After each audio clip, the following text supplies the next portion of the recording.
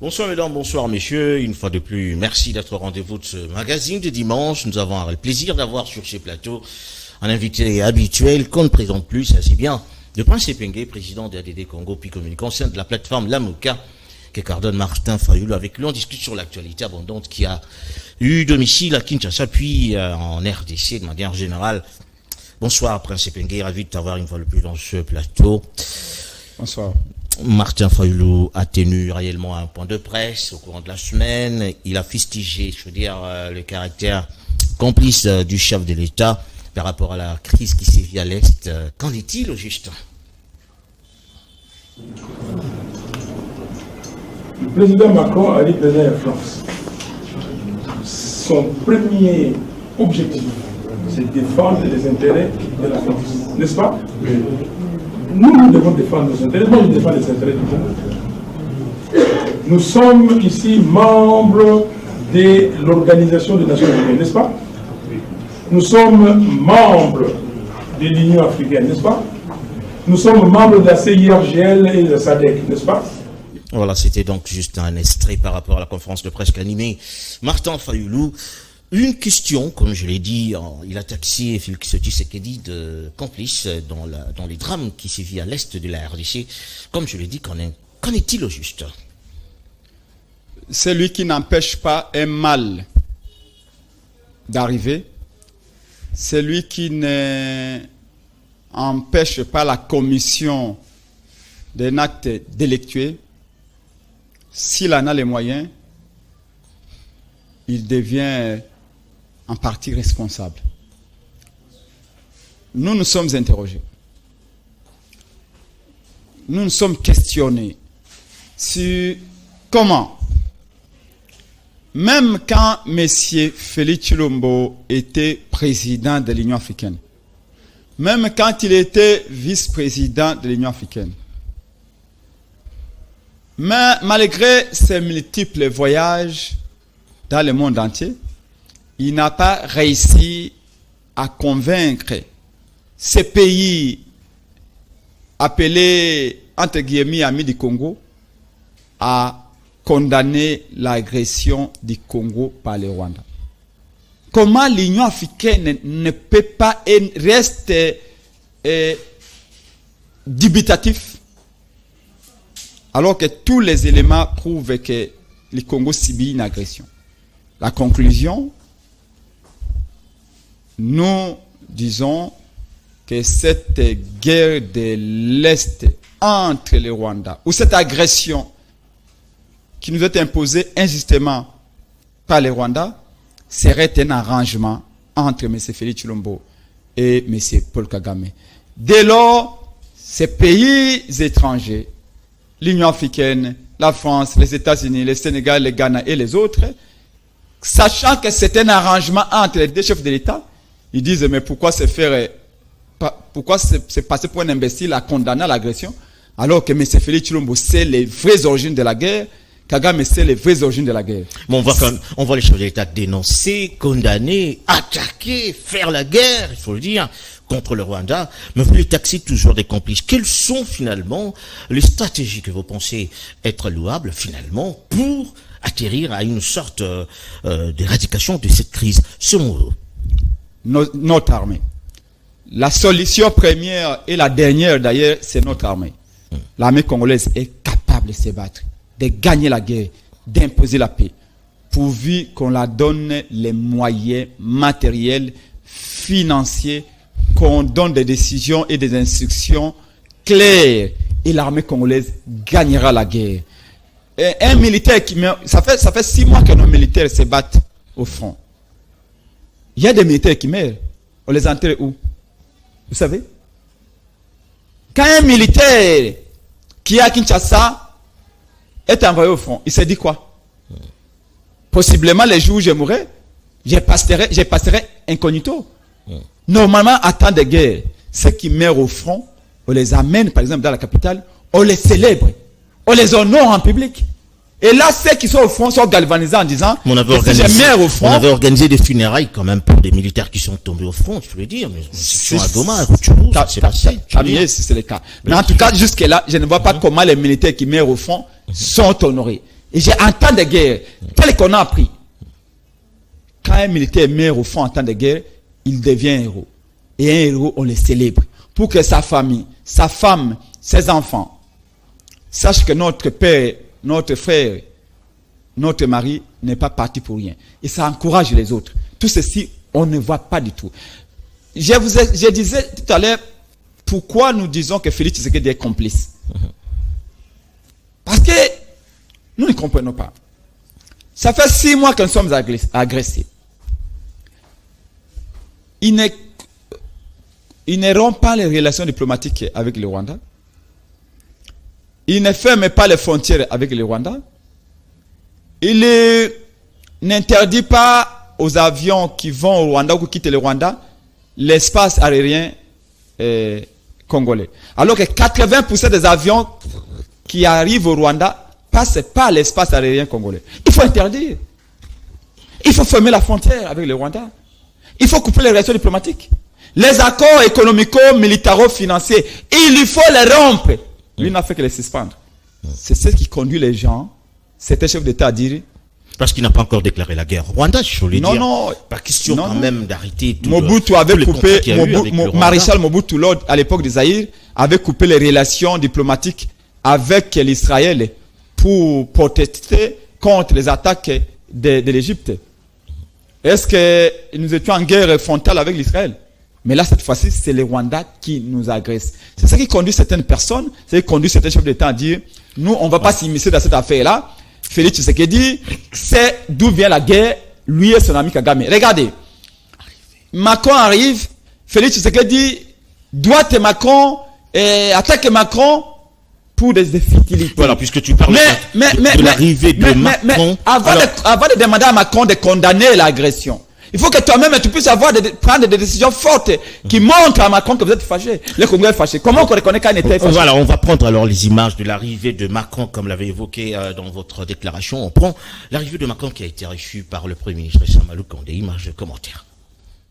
Le chef de l'État français a été accueilli par le Premier ministre Jean-Michel Samalou Kondé, le ministre des Affaires étrangères Christophe Lutundula et d'autres personnalités politiques congolaises. Pour l'étape de Kinshasa, le président français restera un peu plus de 24 heures avec un programme bien fourni axé sur le triptyque défense, investissement et coopération multisectorielle. Ce samedi 4 mars 2023, le président de la République Félix-Antoine Tshisekedi Tshilombo accueillera son homologue le président Emmanuel Macron au Palais de la Nation. Et les deux chefs d'État auront un entretien en tête-à-tête suivi d'un point de presse et d'un déjeuner de travail élargi à leurs proches collaborateurs. Les échanges porteront sur la sécurité, l'investissement et la coopération bilatérale multisectorielle. L'agression de la RDC par le Rwanda via le M23 et ses conséquences humanitaires seront au menu des échanges entre les deux présidents. En marge de cette rencontre du Palais de la Nation, il sera procédé à la signature d'un accord de coopération entre le ministre congolais des Finances et l'Agence française de développement. Le président Macron se rendra ensuite à l'Institut national de recherche biomédicale INRB,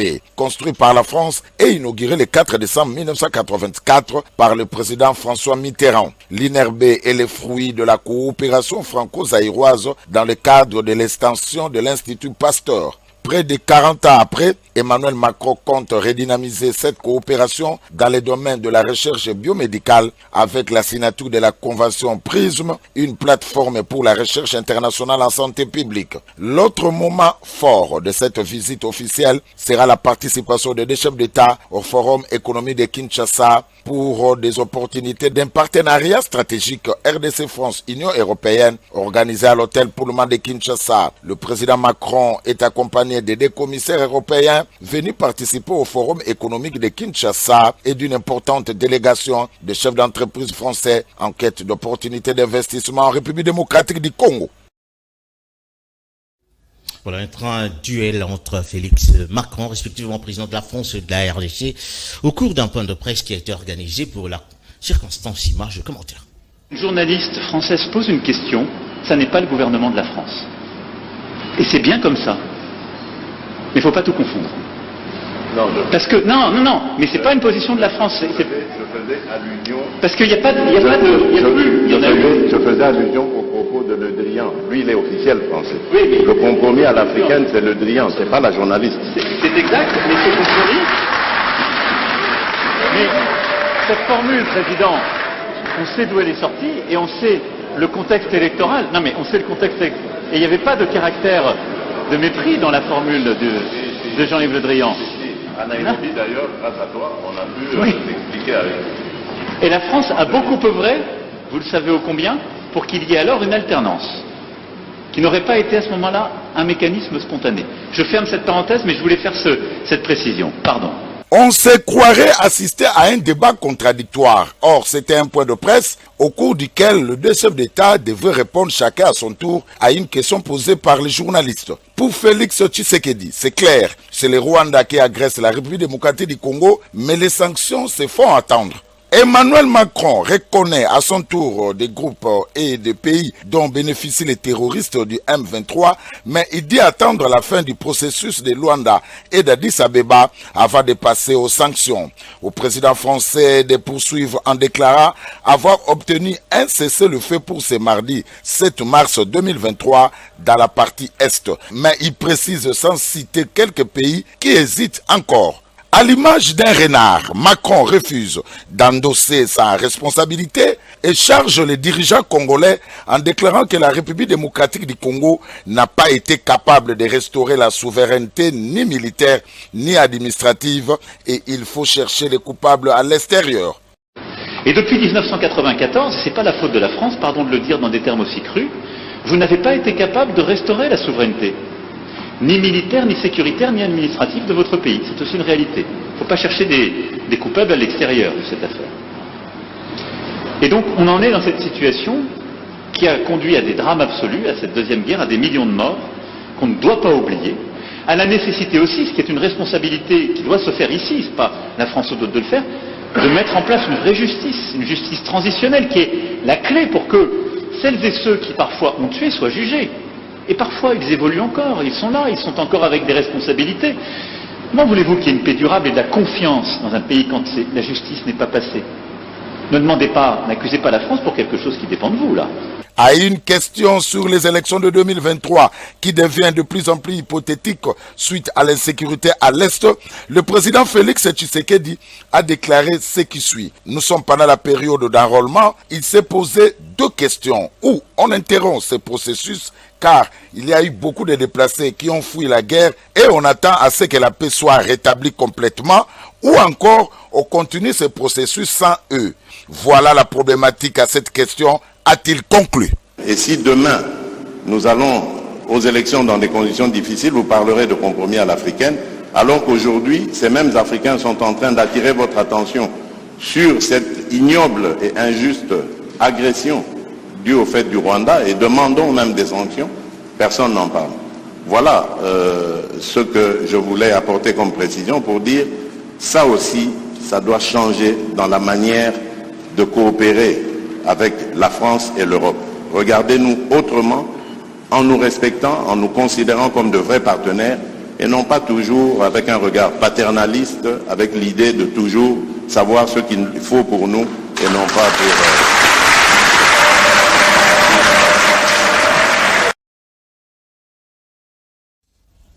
Voilà, tout à l'heure, là, c'était une sorte de duel entre Félix et Macron, parlant de la situation qui prévaut à l'est de la RDC. On se jette de responsabilité.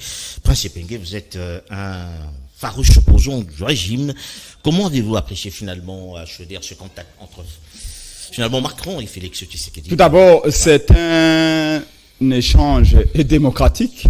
Oui. Mais je n'ai pas aimé l'humiliation de notre pays lors de cet échange. Je ne sais pas pourquoi Félix Tshisekedi s'est énervé en doigtant Macron et les gestuels étaient déplacés à mon sens, mais je crois que nous devons tirer les leçons de cet échange entre Félix Tshisekedi et Macron. Dans les images, Félix Tshisekedi rappelle à Macron qu'il faut respecter l'Afrique, qu'il faut respecter les Congo, il faut changer les regards envers nous, les Africains. Dois-je dire à Félix Tshisekedi qu'on ne respecte pas quelqu'un parce qu'il porte une belle cravate ou une belle chemise. On respecte quelqu'un parce que d'abord il mérite le respect. On respecte quelqu'un parce que surtout un chef de l'État s'y base de ses actions par rapport à son peuple. Quand on voit votre peuple dans la pauvreté, dans la misère, quand on voit ton pays en guerre et que vous voyagez partout, quand tout le monde entier connaît que vous n'avez jamais été élu, et le respect difficile de vous être donné. Mais ce n'est pas Félix Tshisekedi ici qui est déshonoré, c'est la République. Vous avez vu que Félix Tshisekedi s'emportait, Félix Tshisekedi est énervé. Y compris Macron également, qui a utilisé de mots crus face il s'agit, au chef de l'État également. C'est pourquoi je dis donc que les deux se sont énervés finalement, parlant de la crise d'Arrest. Emmanuel Macron aura été devant Martin Fayulu, il ne parlait pas ainsi. Pourquoi? Mais parce que Fayulu a été élu. Et la question du compromis à l'africaine ne se poserait pas. Pourquoi Félix s'énerve? Parce qu'une journaliste a rappelé que lors de l'arrivée de M. Félix Tshilombo au pouvoir, la France avait parlé d'un compromis à l'africaine. C'est-à-dire que les Africains entre eux, comme ce sont des gens qui ne sont pas civilisés, ont trouvé un arrangement. Fayulu qui a été élu, on l'a écarté. Et on a trouvé un compromis à l'africaine. On a imposé celui qui n'était pas élu, Félix Tshisekedi. C'est comme ça que, vous voyez que Félix Tshisekedi est hanté. Il est hanté. Chaque fois qu'on rappelle qu'il n'a pas été élu, il s'énerve. C'est comme ça, il s'est énervé, il a perdu le contrôle. Non, mais Macron qui dit, je vous en prie. Là, je parle de la part de Félix Tshisekedi. Je comprends. Mais Macron, de l'autre côté, ce que Macron a dit, ce n'est pas vrai. Ce n'est pas vrai dans la dimension de ce qui est arrivé en 1994. Macron a torpillé l'histoire. Et là, il n'est pas... en fait, il a fait sciemment où il s'est dit finalement, je n'ai pas un interlocuteur valable. C'est pourquoi je vous dis que si Martin Fayulu était l'enfant de Macron, tout ce que Macron a dit là, il n'allait pas le dire. C'est votre regard. Parce que en 1994, c'était la France, les États-Unis, bref, ce qu'on appelle la communauté internationale, mais que moi j'appelle la société internationale, avait demandé aux Zaïre de Mobutu d'ouvrir un corridor, un couloir pour que les Hutus qui fuyaient les massacres au Rwanda puissent entrer chez nous. Ces gens-là sont entrés avec femmes et enfants, avec armes et munitions chez nous. Et c'est à cause depuis 1994 qu'il y a du désordre. D'ailleurs, au mois de décembre 1995, Kengo et Mobutu avaient demandé que tous ces réfugiés rwandais puissent rentrer chez eux. Il y a eu des résolutions des Nations Unies je crois, 95, c'est le rappel de l'histoire. Pour qu'on empêche les Zaïre, que ce FDLR là rentre chez eux. Aujourd'hui, Macron ne peut pas nous dire que non, nous avons été capables. Il est vrai aussi, il y a une dimension qui est une restitution de la vérité, que depuis, qu'est-ce que le pouvoir congolais a fait pour que ces réfugiés-là, qui sont devenus constituer un prétexte pour Kagame d'attaquer le Congo, puissent rentrer chez eux. C'est comme ça que Martin Fayulu, dans son programme de 100 jours, en 2018, avait dit qu'une fois que je suis installé comme président, je vais demander au Conseil de sécurité des Nations Unies de convoquer une réunion d'urgence avec les HCR au commissariat des Nations Unies pour les réfugiés, pour que tous ces soi-disant réfugiés rwandais, ougandais rentrent chez eux, pour qu'on coupe l'herbe sous le pied de Kagame. Aujourd'hui, Kagame dit quoi? Les FDLR m'attaquent. C'est la raison pour laquelle j'envoie des militaires au Congo. Donc, il faut enlever ce prétexte à Kagame. Je vous relance une question, toujours par rapport à ce duel, parce que Macron, qui dit finalement en face du chef de l'État, qui dit devant la population qui a suivi, que vous êtes incapable, je veux dire, d'assurer votre souveraineté. N'est-ce pas là une sorte d'insulte, comme on dit, à la population congolaise? Non, ce n'est que la vérité. De ce côté-là, Macron a dit que la vérité. Vous savez, la responsabilité de protéger les Congolais n'appartient pas à Macron. Vous savez pourquoi? Vous avez élu Macron président de la République en 2018? Non, vous avez élu Martin Fayulu président de la République en 2018, pas Macron. Donc, ce n'est pas Macron de vous protéger. Aujourd'hui, le dollar est à 23. C'est pas Macron qu'il faut poser la question. Oui. Aujourd'hui, tous les produits alimentaires ont pris un ascenseur. Le dollar est à 23. C'est pas Macron qu'il faut poser la question.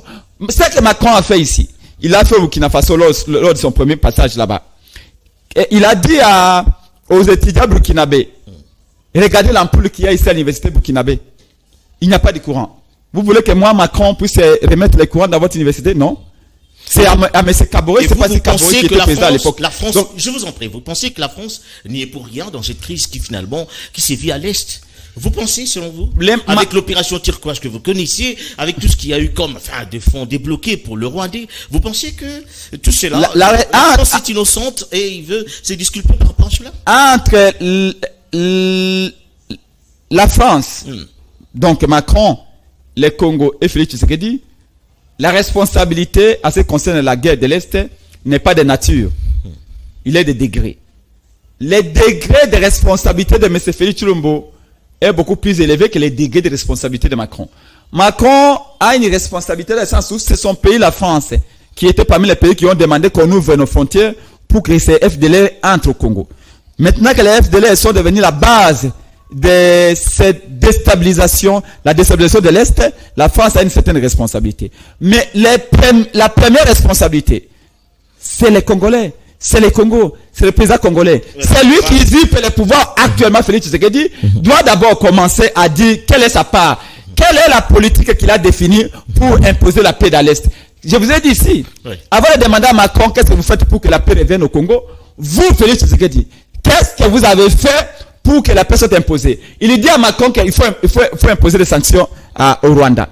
Mais lui, Félix Tshisekedi, il a le pouvoir d'imposer des sanctions, comme je viens de le citer, de fermer les frontières. Il ne ferme pas les frontières. Il a le pouvoir de déclarer la guerre. Il ne déclare pas la guerre. Il a le pouvoir de rompre les accords économiques. Il ne le fait pas. Il a le pouvoir de rompre les accords les relations diplomatiques. Il ne le fait pas.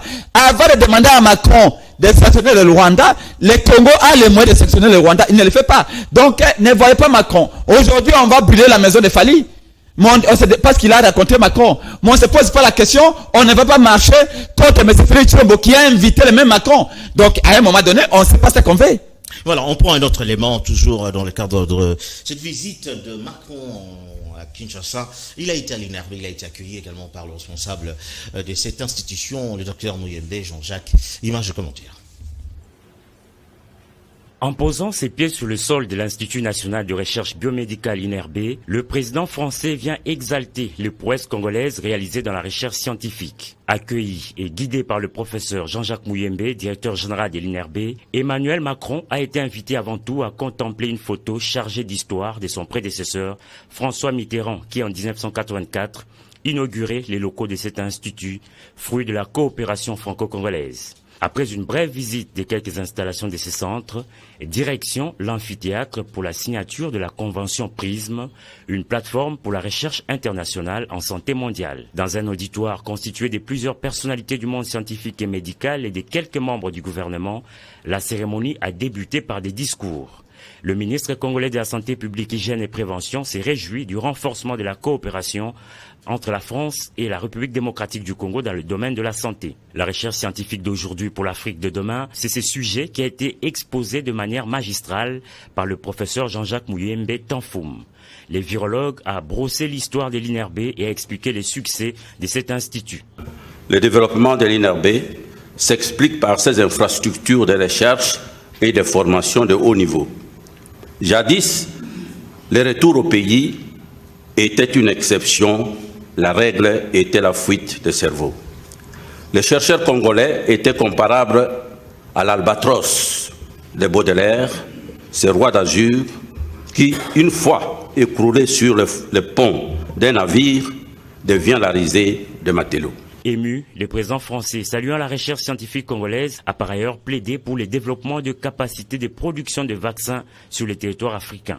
Aujourd'hui, nous passons une étape supérieure, c'est en effet une nouvelle page qui s'ouvre, avec la plateforme de recherche internationale en santé mondiale. Et donc une coopération internationale du meilleur niveau, qui vient compléter les liens que vous avez avec la Belgique, le Japon et plusieurs autres pays, est pertinente et vient renforcer le caractère international d'un laboratoire comme le vôtre. La première, c'est de continuer de renforcer le système de santé primaire de la RDC.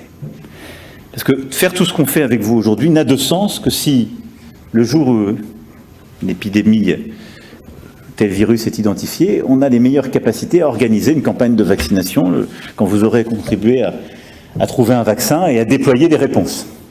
Deuxième chose, c'est évidemment de développer les capacités de production des traitements, des éléments de diagnostic, des dispositifs médicaux et des vaccins sur le territoire africain. Après les verbes, le geste. La partie congolaise et la partie française ont signé la convention PRISM, cette plateforme pour la recherche internationale en santé mondiale, en présence des représentants des institutions françaises partenaires. C'est donc reparti pour une coopération renforcée dans le secteur de la santé entre la France et la République démocratique du Congo. Voilà, tout à l'heure, là, on va prendre un élément insolite. On voit Macron, Fali et le ministre de la Communication, Patrick Muyaya Bandal, en train de savourer, je veux dire, dans les rues de la commune de Bandalungwa, avec un nombre important de la population. Ce sont des images d'illustration. Après, j'aimerais que vous fassiez un petit commentaire par rapport à cela. Bon, juste un constat. Quand Macron s'était rendu au Burkina Faso, après la conférence officielle avec les chefs de l'État burkinabé, Macron s'était rendu à l'université de Burkina Faso. Voilà, on voit Macron en train de soulever une bouteille de bière. Oui. Mais mettez un peu. Voilà. Macron était parti à l'université burkinabé, où il y avait une très grande conférence avec les étudiants burkinabés. Très bien. Où on a parlé science, on a parlé recherche. Quand Macron s'était rendu au Ghana, après la visite officielle, après les protocoles et tout ce qu'il avait comme conférence avec le chef d'État ghanéen, il s'était rendu à l'université d'Accra, où il avait eu des échanges fructueux, intelligents avec les étudiants ghanéens. Mais quand Macron vient en RDC, après les échanges officiels avec les officiels congolais, Macron se rend à Bandal pour boire et soulever une bouteille de bière. C'est un signe. Et il y a des signes qui ne trompent pas. C'est un message. Ça dit que nous sommes des buveurs de bière. Les Rwandais avaient dit déjà que nous sommes des danseurs, des coureurs de jupons et tout ça. Mais les gens doivent comprendre. Mais entre nous, quand même, Prince Epenge, c'est une fierté pour les habitants de cette commune. Et il n'y a pas de fierté à tirer. tirer. Chef d'État d'un grand pays comme la France, venir s'asseoir aux côtés de la population. Nous serions très fiers si Macron. Bandal, c'est Paris.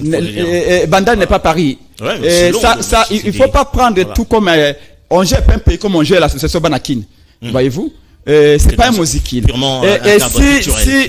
Si Macron prenait ça au sérieux, nous serions très fiers si Macron s'était rendu à l'université de Kinshasa, les lieux du savoir, parce que le savoir est une arme, donner une conférence avec les étudiants de Nekin, pour répondre aux questions, comme il a fait au Sénégal, comme il a fait au Ghana, il a fait au Burkina Faso. Je vous ai dit, dans ces trois pays, Macron n'était pas parti dans un débit de boisson.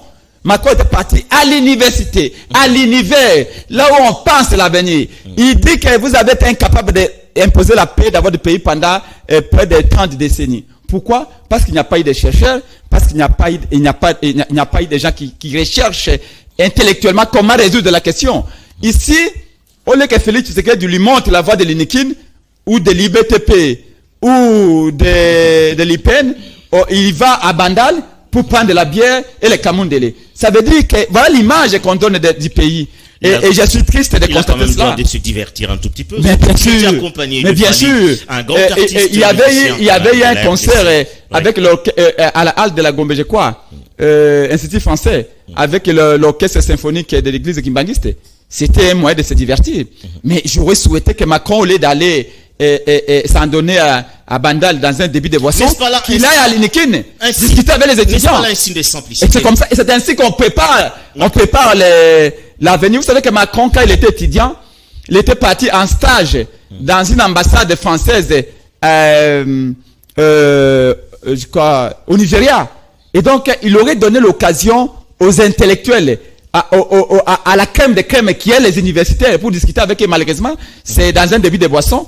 Et les Congolais, comme on est un peu léger, on est en train de comme de la part de Macron, finalement, qui finalement pense être aux côtés de Congolais. Écoutez, vous savez qu'il y a un chef d'État français qui avait dit que quand il est très mal au point en France, quand il est malmené par l'opinion publique française,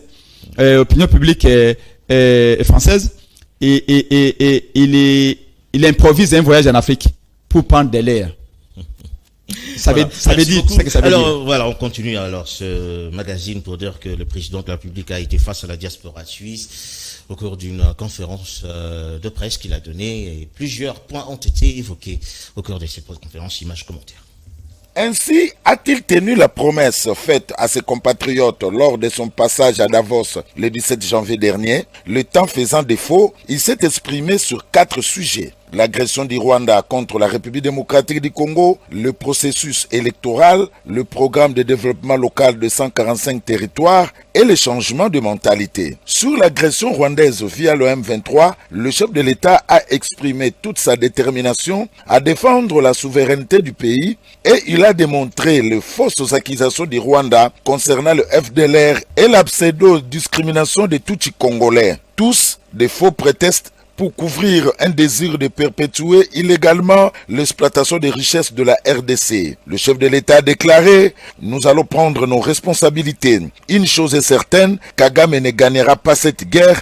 Ce qu'il a fait au Congo, ça suffit. Avec moi, ça ne passera pas. » En ce qui concerne le processus électoral, Félix-Antoine Tshisekedi Tshilombo a mis en évidence la première expérience avec l'arrondement limité des Congolais de l'étranger. Au regard des résultats, il sera possible de procéder à un élargissement progressif. Cependant, il se pose un problème sérieux, la répartition des sièges en fonction de l'électorat. Troisième sujet abordé, le PDL, 145 territoires dont l'objectif, a-t-il rappelé, est de doter chaque territoire de moyens de s'équiper en route, écoles, hôpitaux, fournitures d'eau et de l'électricité. Les mines n'ayant procuré aux Congolais ni richesse, ni sécurité, ni paix, Félix Tshisekedi est revenu sur sa vision de la revanche du sol sur le sous-sol. Les progrès escomptés n'est pas une affaire de plusieurs décennies. En 5 ans, les résultats sont palpables, a-t-il déclaré. Enfin, le président de la République a mis l'accent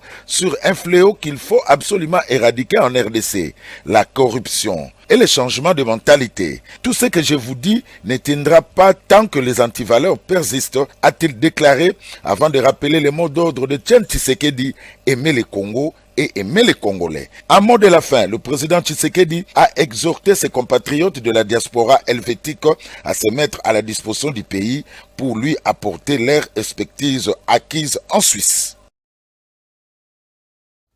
Bon, on prend le forum économique de Kinshasa. Plusieurs dossiers ont été évoqués sur le plan économique. Image, commentaire. Forum économique de Kinshasa, c'est l'un des temps forts du séjour du président de la République française Emmanuel Macron dans la capitale. Ce forum s'est avéré porteur des opportunités d'un partenariat stratégique entre la RDC, la France et l'Union européenne. 3 secteurs importants ont été retenus pour le débat dans 3 grandes tables rondes, à savoir métaux stratégiques et de transition énergétique, le numérique, les infrastructures et villes durables. Après le Palais de la Nation, le président de la République Félix-Antoine Tshisekedi Tshilombo et son hôte, le président Emmanuel Macron, se sont retrouvés au Salon Congo de Pullman, où ils ont participé à la clôture du Forum économique de Kinshasa. Dans la salle, le président de l'Assemblée nationale, le Premier ministre, ainsi que des hauts fonctionnaires de l'Union européenne, des ministres français et congolais et une 50aine de patrons d'entreprises de la France, ainsi que des investisseurs de la RDC, ont accueilli les 2 chefs d'État. Ils venaient tous de prendre part aux travaux des différentes tables rondes du Forum économique de Kinshasa. Les 2 chefs d'État se sont adressés aux participants au Forum économique pour saluer la tenue de ces travaux à Kinshasa. Pour le président Emmanuel Macron, le Forum économique de Kinshasa a été un franc succès au regard de la présence dans la capitale de 50 chefs d'entreprise françaises. Ces entreprises se sont mobilisées pour un partenariat avec la RDC, a indiqué le président de la République française. Parlant du partenariat entre son pays et la RDC, le président Macron a souligné le financement de la France dans les domaines des infrastructures et des villes durables, de l'énergie, de l'hydroélectricité. Dans le numérique, il a parlé notamment de la formation d'excellence, des enseignements supérieurs dans ce domaine. Concernant les mines, les choses doivent se faire de manière différente, selon un esprit stratégique dans un partenariat scientifique pour notamment chercher à connaître également ce qu'il y a dans les sols et sous-sols de l'État, a dit le président Macron. La France voudrait aider la RDC à restaurer la souveraineté de ses ressources naturelles, permettre au pays d'avoir une valeur ajoutée, mettre un terme à la corruption, la prédation, assurer la traçabilité et lutter contre toute forme de contrebande, a indiqué le président de la République française. Le président de la République, Félix-Antoine Tshisekedi Tshilombo, s'est réjoui du partenariat historique entre la RDC et la France dans divers secteurs économiques, sécuritaires, humanitaires, culturels et sanitaires. Il a relevé des défis auxquels fait face la RDC avec l'agression du pays par le Rwanda sous couvert du M23, défis également climatique avec la préservation des écosystèmes. Ce forum est une initiative à saluer, a dit le président de la République. Il intervient dans cette période où la RDC s'engage dans d'importantes réformes dans divers domaines, notamment l'éducation, l'amélioration du climat des affaires et dans les domaines du numérique. Pour le chef de l'État, la RDC présente d'énormes opportunités d'investissement. Premier producteur du cobalt, la RDC possède également dans son sous-sol d'autres minéraux, cuivre, manganèse, lithium notamment. Des domaines dans lesquels la RDC entend engager un partenariat gagnant-gagnant. Le pays compte promouvoir la transformation locale de ses ressources naturelles, a souligné le président Félix-Antoine Tshisekedi Tshilombo. Auparavant, les deux chefs d'État ont été conviés à la restitution des travaux de différentes tables rondes du Forum économique de Kinshasa.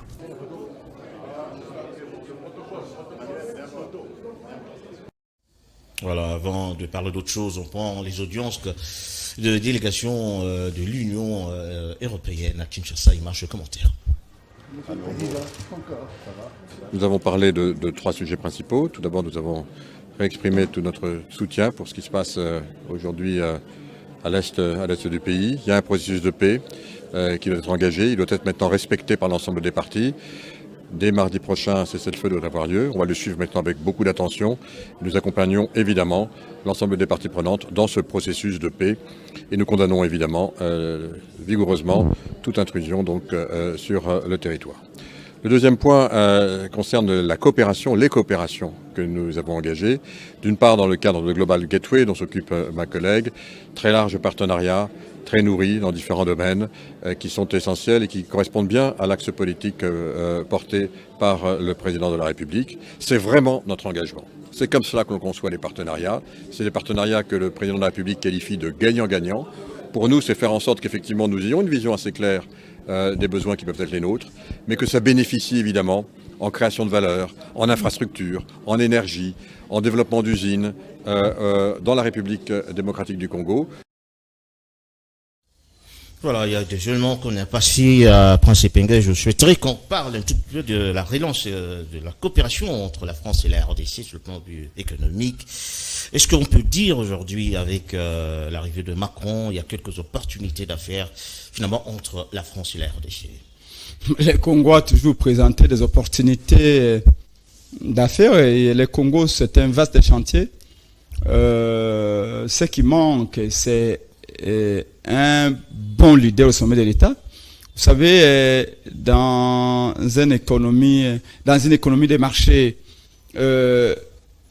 l'État voit son rôle être réduit à celui de l'orientation, d'aménagement des cadres propices pour la promotion, l'épanouissement des investissements.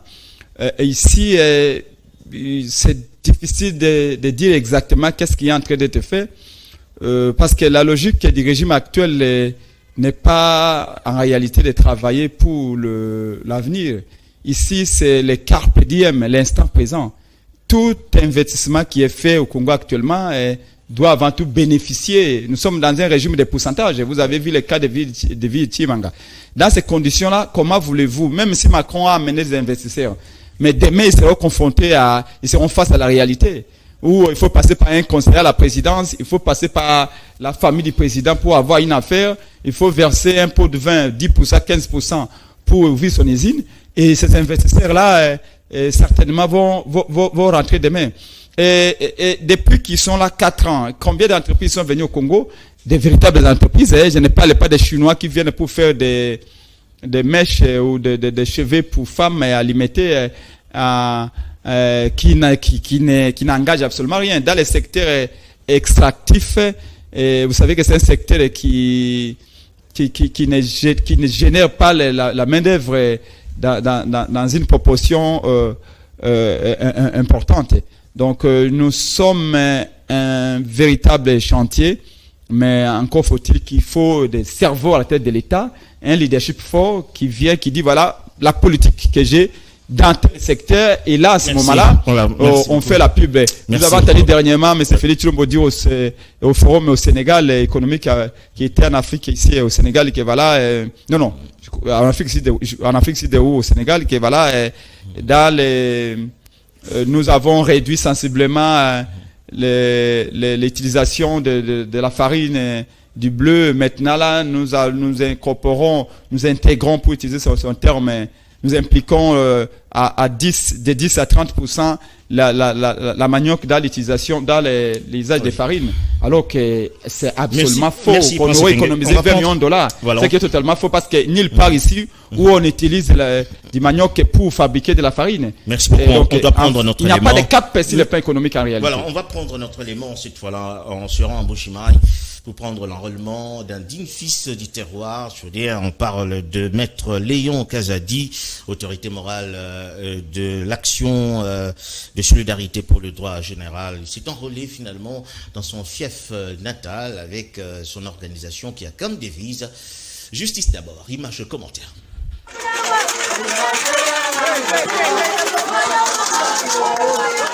Il a poursuivi son chemin à Katenta Bena Kazadi, dans les territoires des Kabeya Kamwanga, dans le groupement des Chilanda Mukai Mpunga, Nyoi Lubombu, dans les secteurs de Kalela, dans la sous-région des Tilenge, drainant une foule nombreuse composée des différents membres de la communauté.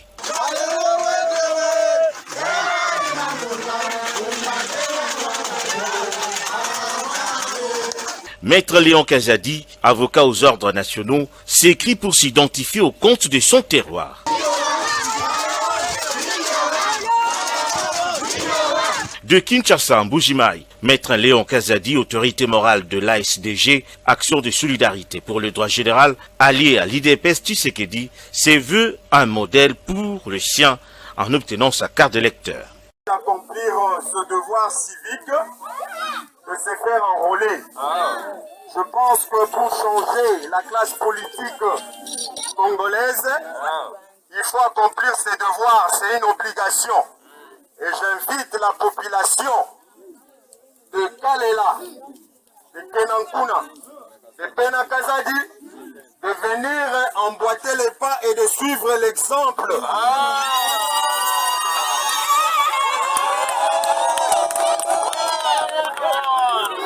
L'exemple ici, j'espère que ça sera un exemple judicieux. Primé par le chef coutumier descendant du trône de Musenga, Maître Léon Kazadi s'invite aux prochaines élections sous la bannière de ses ancêtres. Guide pour le membre de sa communauté, il s'est étendu en visite d'une école de la place, en support d'un échange pédagogique, saluant la bravoure de ses élèves qui, dûment assidus, sont plutôt butés aux problèmes de récession d'objets classiques. Très attentif, il a donné leur promettre un soutien inéluctable au mois de mars prochain.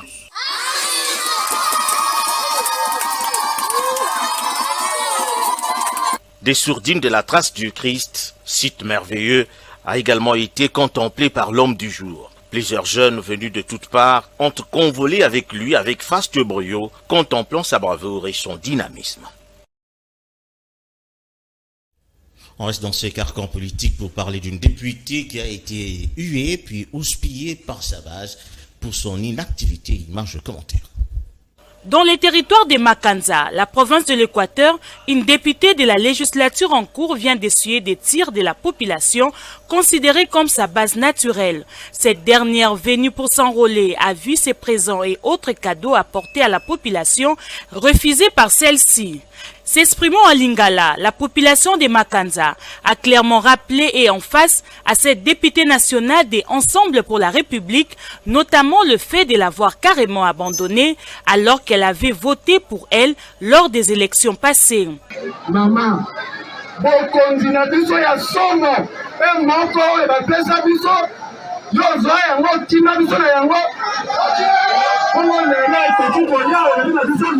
francophonie.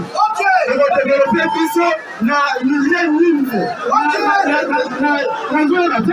Développer biso na structure nini taneke muna mine yeleki ana ya makanda bazali komi retrouver na tena likambo moko. La ligne ba kitambo. Na kati ya députation bapesaka bino likoki ya kozwa assistant pe ya kozwa notre petit je dis encore. Je suis Funa 2023, Jules Boulembi Ndeko Zulu. C'est également présenté auprès de sa base. Nous sommes à Yolo et très précisément chez Maître Toro. Image commentaire. Rendez-vous respecté ce vendredi 3 mars 2023 au lieu célèbre Maître Toro à Yolo Kapela où Ndeko Zulu a tenu en annelle la population de la commune de Kalamou. Venus de toutes parts, à savoir Yolo Sud, Yolo Nord, Kimbangu, Matongé, Kaouka et Vemin, pour écouter ce leader d'opinion, le très célèbre journaliste Jules Boulembi Ndeko Zulu.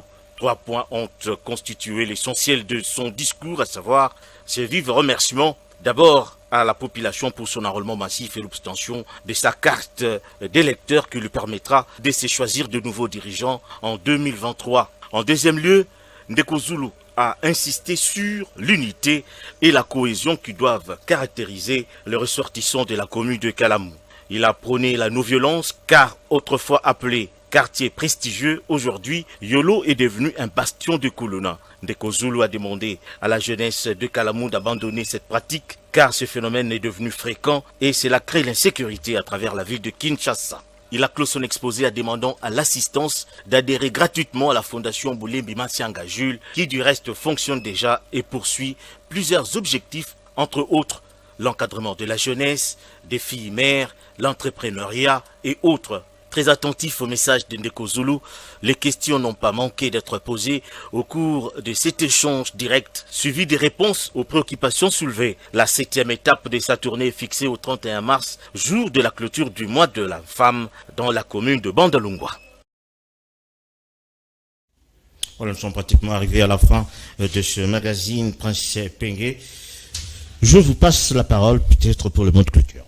Merci beaucoup. Non, je sais que je voulais rappeler aux Congolais, comme vous le savez, comme vous l'avez suivi, le président angolais Lorenzo a dit qu'il a pris contact discret avec les rebelles de M23 et qu'un accord est trouvé entre lui et le Congo pour réinsérer dans la vie civile les rebelles de M23. Donc le plan de Lorenzo est un très mauvais plan que mon parti ADD Congo nous réquisons. Et donc, nous profitons de cette occasion pour appeler les Congolais. Vous aviez suivi les véritables présidents du Congo. C'est lui que Nanga vient de dire aujourd'hui qu'il a publié les résultats ici d'un accord politique pour éviter les bains de sang. D'ailleurs, j'informe l'opinion que Lamouka va porter plainte d'ici ce mardi pour que Nanga soit arrêté, jugé, condamné à perpétuité pour avoir trahi le Congo. Une marche populaire est prévue à Kinshasa, où je vais dire au pluriel des marches, où les marches populaires sont prévues, et la coalition Lamouka appelle les Congolaises et Congolais à descendre dans les rues de Kinshasa et du Congo. C'est samedi 11 à 9h. Ici à Kinshasa, l'itinéraire va sortir, mais probablement nous allons commencer la marche de Kinshasa par la Tchangou, donc Pascal jusqu'à Triomphal. On aura des bandeaux blancs et des rameaux. Nous allons dire non à l'EAC, nous exigeons le départ de l'EAC. Les militaires burundais qui sont arrivés, 1000 militaires, nous disons qu'ils doivent rentrer. Ces gens-là viennent au Congo, ils ne se battent pas, ils constatent seulement les dégâts, ils ont fait des zones tampons, nous n'accepterons pas l'EAC, nous exigeons également que les Rwandais se retirent dans le territoire. Merci. Pour toutes ces raisons, c'est samedi à 9h, sont tous dans la rue à Kinshasa et partout dans les Congo. Nous avons reçu pour vous Prince Pengue, président national des ADD Congo, puis communicant de la plateforme Lamouka qui coordonne Martin Fayoulou. Merci à vous d'avoir été de notre ce soir. Merci également à toute l'équipe qui a été pilotée par Couparbola, Rodi Louadio ainsi que Solemboyo. On se revoit tout prochainement. D'ici là, portez-vous bien.